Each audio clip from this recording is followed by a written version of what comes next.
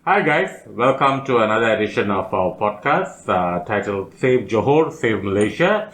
Today we have Sharizal from Muda Segambut. So Sharizal, please introduce yourself to our viewers. Terima kasih.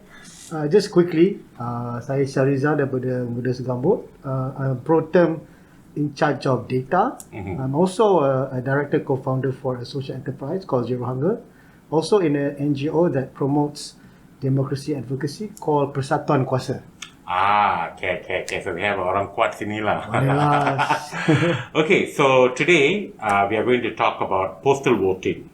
Okay, so it is a need at this point of time because the whole country has been on a pandemic situation. So we have certain voters who would like to exercise their rights to vote, but due to MCOs and borders are still closed, they will not be able to do that. So we are just going to talk on a very layman term about postal voting. So Sharizal, what is a postal voting? So, Who are entitled to do so? And that is the thing we would like to cover first lah. So bila saya baca balik undang-undang mengenai election ni, dia ada three types of voting lah kan. Okay, yeah. Nombor satu adalah undi awal or Undi awal, advance voting. So people who are unable to go to vote, they can go for advance or advance voting, go awal undi awal. And selalunya these are people who tend to work outstation like police, tentera and certain government officials. Tetapi kalau you tak boleh buat undi awal, you boleh buat undi pos. Okay. Dan dia ada kategori-kategori yang boleh buat undi pos. Termasuk juga kaki-kaki tangan kerajaan di luar negara, PR pemasaran rakyat Malaysia yang bermasaran di luar negara, pelajar-pelajar yang study di luar negara pun boleh. Tapi kena register. So you have to be a registered voter in SPR before you can register for postal voting. Betul. So dia kena register sebagai pengundi dan seterusnya kena register sebagai pengundi pos. Okay. So kalau saya register first time also, I'm still entitled for. Boleh. I follow the timeline set lah. Jadi masuk, jadi make sure nama dah ada dalam warta, dah diwartakan dan boleh register lah. Okay, so guys who have not registered as a postal voter, you know what. So so it's very a basic thing. If you have more questions about that, you can always comment below this on our podcast. Okay, now moving forward, why is it important? How big of effect postal voting will take place in a ballot?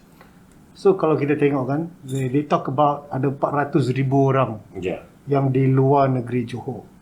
Jadi kalau kita buatlah secara nisbah, secara kasar, we take an average back on envelope, 56 seats, adun seats, that's relatively 7,000 votes. So kalau kita tengok setengah-tengah tempat yang hangat di pertandingan dia akan jadi hangat, 7,000 undi ni boleh menentukan pemenang. Betul. Jadi dengan itu undi pos ni dia akan menjadi, kemungkinan akan menjadi satu benda yang kritikal untuk setengah-setengah kawasan. Okay. So it might be a game changer for this particular PRN Johor sebab I believe there's a lot of people working. I think there's about 100,000 people working in Singapore and out of Johor lah. Out of Johor as well. So because like our president said that this PRN comes at a very wrong time. We had the floods, then we had Chinese New Year. A lot of people have gone back and come back. Now they have to make another thing. So for some of us, we cannot afford it. Many of us cannot afford it at this point of time. So that is the reason the postal voting is important. I know it is nothing like going there, getting the ink on your hand, but then again, that apart, exercise your vote. So now coming back to postal voting, why do you think it's important? Some people say that how sure are you my votes will go through if I send it through post? Because we had Some instances during the last PRU ourselves, some people complained that theirs did not go through. So how do we ensure that? How do we ensure that when we register, and how do we check whether ours has gone through? Is there any method to that? Yeah, so of course, the usual thing is to always to do your vote as early as possible. In fact, if you get it on the same day, pangkar terus, hantar terus lah. Pasal kita tak tahu, kadang-kadang post office ni bermasalah kan. Kalau you ada duit sikit, pergilah buat registered mail, right? So that you ada bukti yang benda tu dah dihantar dan ada bukti bila dah diterima.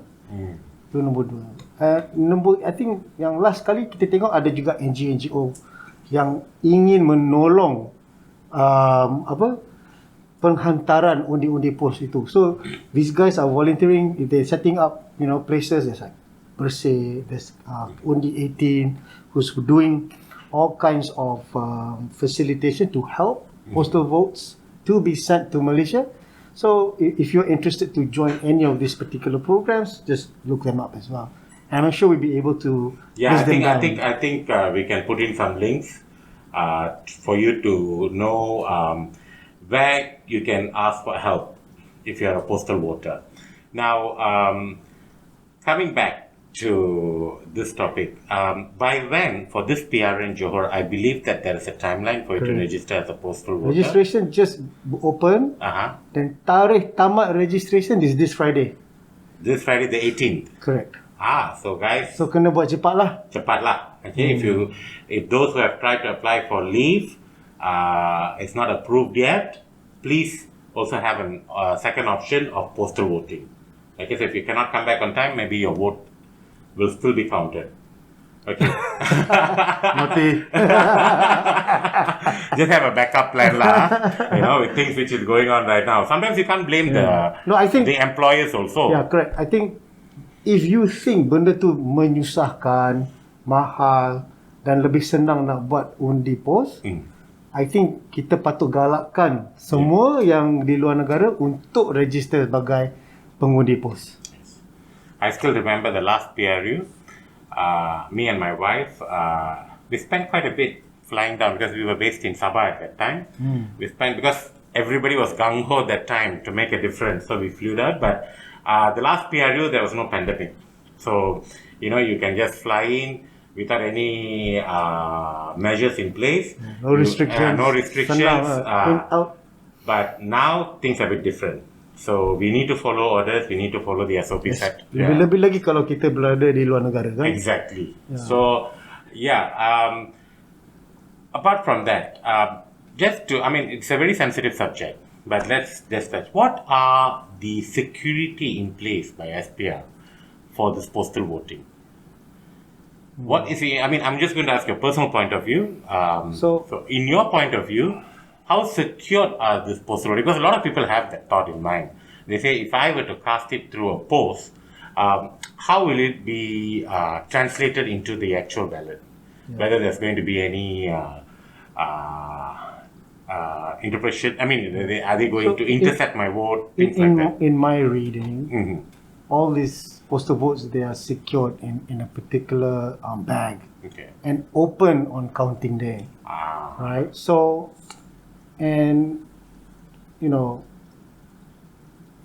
we have various avenues where we can have line of sight to these things. But we also hear a lot of stories in the past where postal votes were moved around, but those remain as stories. They're not proven in court. This is my personal opinion, where there's memang kita takut benda tu berlaku.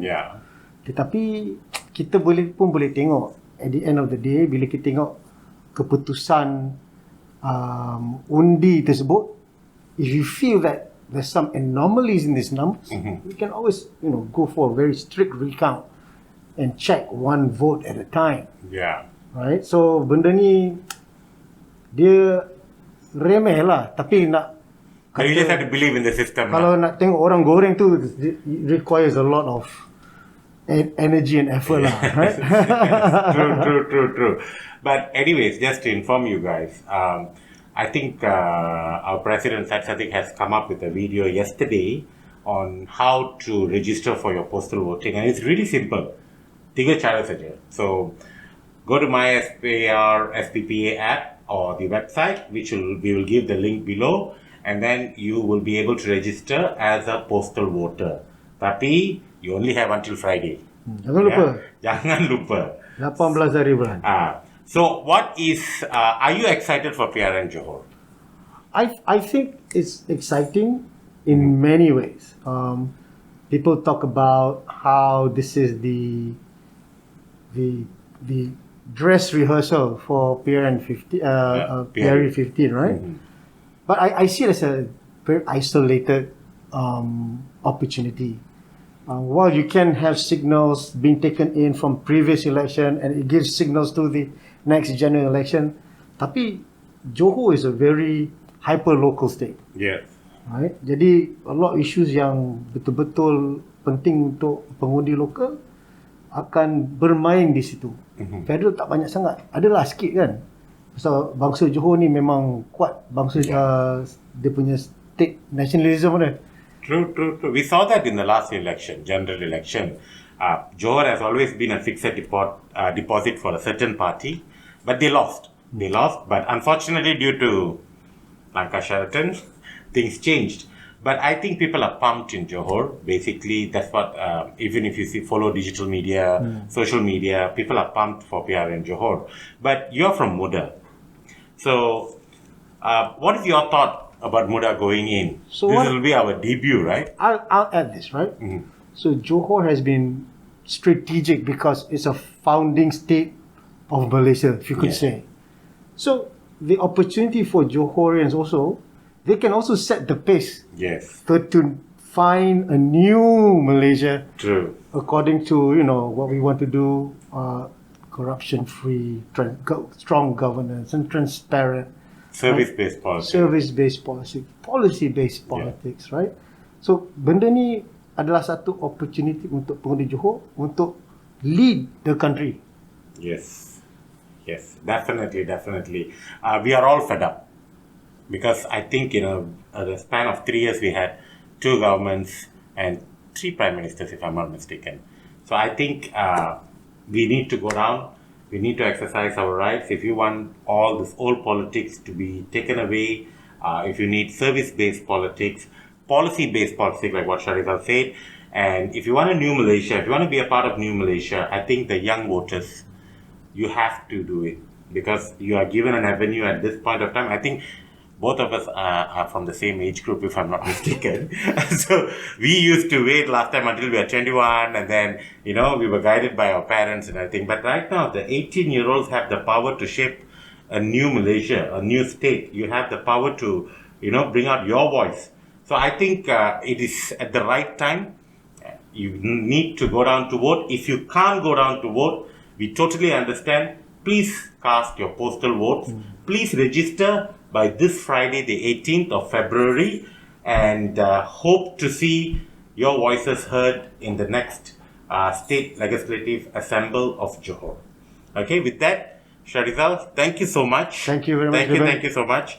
Hope to catch you in the next episode as well. My pleasure. Yeah, so we will be having a lot of impromptu, not scripted podcast because we want to keep it real. We want to really talk about things which we can talk in a coffee shop or to our friends. We are not going to talk like it's rehearsed and everything. So there might be mistakes here and there. If there are any mistakes, please comment below. We will rectify it in the coming episodes. It'll be a learning experience exactly. For us. Okay. So thank you guys.